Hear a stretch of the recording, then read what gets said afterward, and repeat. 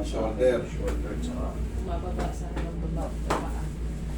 tsaka yung Ano ba kayo magpapamilya? Asawa ko po. Ah, okay. Kaya ang anak ko.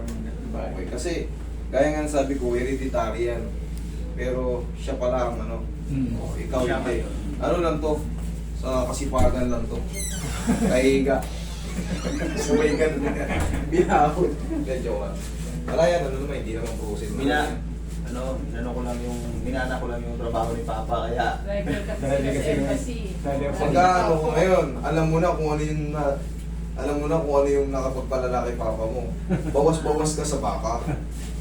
Yung red meat malakas. Siyempre high protein yan eh. Pag araw-araw ka ng araw-araw ng puro Oh, yun yung protina. nagpapakain ng Sweden. Yun talaga. Sweden pala, sorry. New Zealand ko din. Yun kasi ang mura dun eh. Karne. Karne, no? Kesa sa isda. Eh, gulay. Ay, ganun Mahal. din. Mahal din. mahal. Ganon din yan eh. Namamahalan kayo sa ganon. Pag nagpa-hospital kayo, ganon din. Yung inipon nyo napunta rin doon. Yung katawan nyo nasira pa. O, di ba? Kasi may yan, may collateral damage yung katawan nyo eh.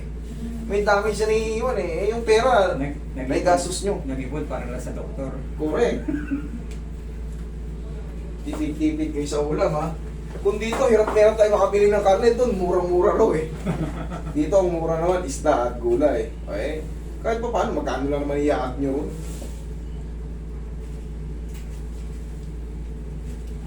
Yung diniscount nyo, pagdating ng masakit na katawan nyo, gagastusin nyo rin yan, tayo ha. Kasi sumasak yung balakang. Sa mga driver, pangkaraniwan yun. Mga driver, pangkaraniwan yun kasi natatagtag yung balakang namin. Yun. Okay kang tagilid. Kaya pinapakairo ko to ron eh. Tama yun. Basta pasimula pa lang, mas maganda. Yung sugod ito, ang maganda daw.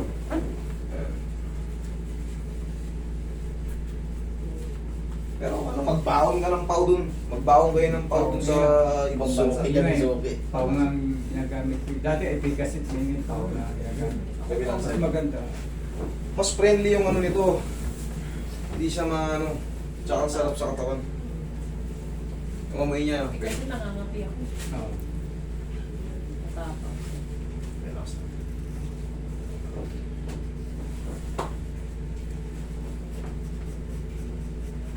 Okay na ba? Ikaw naman ang nagmana ng trabaho doon. Hmm. Okay, very good. Maganda yung pinano ko kasi dito walang trabaho maganda rito. Trabaho ka rito, mamatay-matay ka sa overtime. May 5 mil lang sa udin mo. Manager ka na nun. Eh, tapos na yung ano ko, term ko.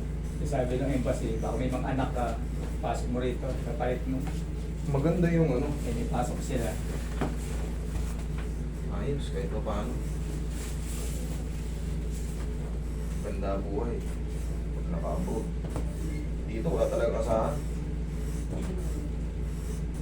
Tama lang, makakain ka lang. Normal paikot. Eh, kung magbibisyo ka pa, wala na. Wala, hindi ka makabili ng ano dito pagka na-minimum wage earner ka. Kaya maraming sabi kapos, pag may mga bisyo. Oo, Sa pagkain lang, okay lang. Kasi hindi naman mabuhay ang tao, hindi mo ma-enjoy yung buhay mo kung wala kang gagawin gagaguan eh. Ito lang eh. Kumbaga yung bisyo, si Yossi, inom. Pag namuhay ka ng ano kasi, pag namuhay ka ng flat na flat, ganon din, na-stroke ka rin, namatay ka rin eh. Magbarkada rin tayo para may kwentuhan tayo mabuo. Yan lang. Kakasobrang straight mo, kakasobrang straight mo. Hindi mo na na-enjoy yung buhay. Totoo. Pinawi na ngayon. Na-enjoy yung buhay. Hindi ka man mag-trip-trip, punta sa ibang ano. Sama mo yung mga pamilya mo. Diba meron ngayon mga iba na talagang nagkaano pa, mga exercise ang ano, pero si lagat na artist na yun. Nagka-cancer pa siya. O yun, yumaman yun. Pero, yun nga, aral din sa atin. Yung sinabi niya, laki ng kinikita niya, milyon-milyon kinikita niya. Sa 1,000 may pumapasok niya ng 3 milyon, 2 milyon. Ang Tangin na, siyempre sobrang busy, inubos yung buhay sa trabaho, nandun lang, puro trabaho, wala nang pahipahinga. Order ng pagkain sa ganyan, order ng juice na ganyan, pagkain, puro pa ganyan. Hindi natutulog kasi ang laki ng kita eh. Nilamon siya ng trabaho kasi ang laki ng kita. Kasi baka mapabayaan niya isang araw, ang daming mawawalang ano. O ngayon, binawi siya ni Lord. Alaala na lang. Yun yung example na huwag mo masyadong mahalin yung trabaho nyo, kailangan nyo rin Enjoy. unwind din. Pre, kailangan may day off tayo. Hindi pwedeng puro, oo, laki ng kita. Pero pag nagkasakit ka na, yung kinita mo, sabi niya, yung kinita ko, inubos ko lang din sa pagpapagamot. Ngayon, wala na akong pera, wala na akong mahingian. Siyempre, yung mga tinulungan niya nun, hindi naman din ibibigay yung mga kinita niya nun. Siyempre, tibis ka pa rin. Yun yung pinaka-aral. Kaya ako nagdi-day off ako, kaya may pera, pero siyempre, day off ako, bahala kayo dyan, pumunta kayo sa klinik, wala ako rito. Nandun ako sa ano, nasa bakasyon ako. Hindi. Kaya ako hindi ako kumukuha ng sobrang dami. Ito lang. Kaya yung binubuko kayo, yung maghapong kaya ko lang. Nagkakasakit ako eh. Kaya nga sabi ko sa kanila, punta muna kayo, pa-schedule muna kayo. Correct. Baka, kasi Nadala na ako. Gabi, inaabot ako nito. Alas 9, alas 10. Pag-gising ko ng umaga, sama ng pakiramdam ko. Natutuloy sa trangkaso. Yung dapat na isang araw dinayop ko, yung pahirap, 10 araw, ang hirap makarecover sa trangkaso. Ngayon, may makakancel ako ngayon.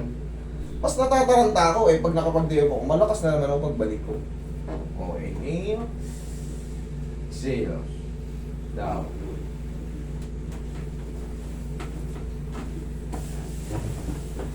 Kaya nga ako ano eh, nangarap talaga na ako yung boss sa sarili kong trabaho para ako masunod. Pagka palagi tayo nangangamukan, nakakuha na lang. Hirap. hirap eh. Ako nga, 38 years ako na masukan, wala talaga. Hindi pa ako nakalabas. Saka medyo Pag nakalabas kayo tayo mga katrien, pag nakalabas tayo, eh, pag may pagkakataong lumabas pala, ano natin, talagang kagatin natin.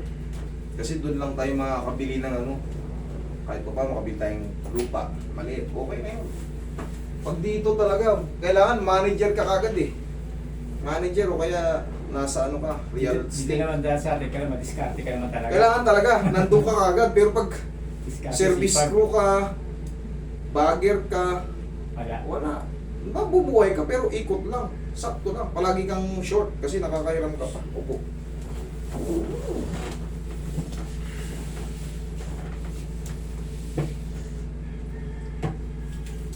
Pero kung may sarili kayong business dito, mas maganda.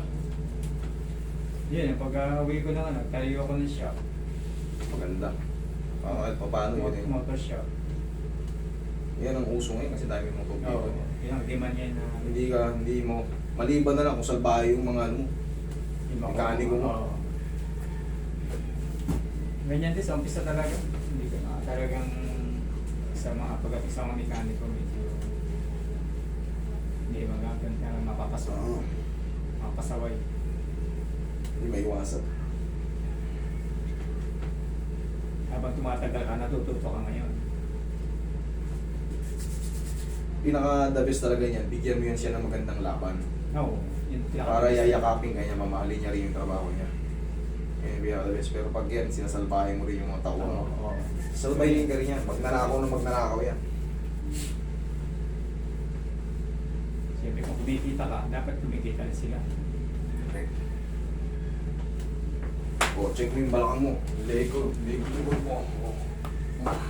Ayos. Sige. Dito ka madam.